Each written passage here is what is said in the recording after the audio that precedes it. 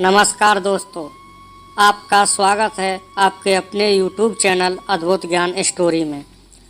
तो आज की कहानी है साधु और नर्तकी।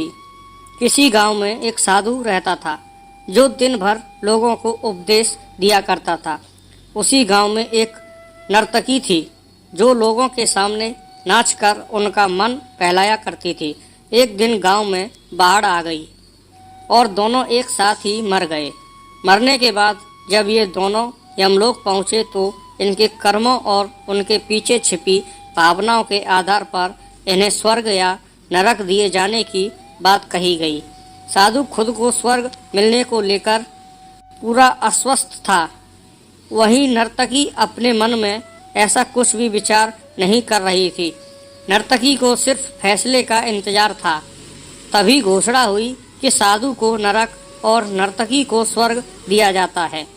इस फैसले को सुनकर साधु गुस्से से यमराज पर चिल्लाया और क्रोधित होकर पूछा, यह कैसा न्याय है महाराज? मैं जीवन भर लोगों को उपदेश देता रहा और मुझे नरक नसीब हुआ, जबकि यह स्त्री जीवन भर लोगों को रिझाने के लिए नाचती रही और इसे स्वर्ग दिया जा रहा है। ऐसा क्यों?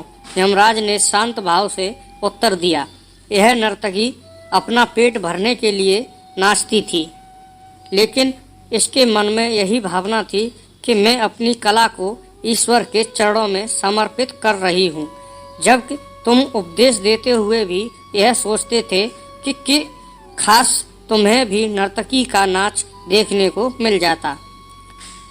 हे साधु, लगता है तुम इस ईश्वर के इस महत्वपूर्ण संदेश को भूल गए कि इंसान के कर्म से अधिक कर्म करने के पीछे की भावनाएं मायने रखती हैं। अतः तुम्हें नरक और नर्तकी को स्वर्ग दिया जाता है।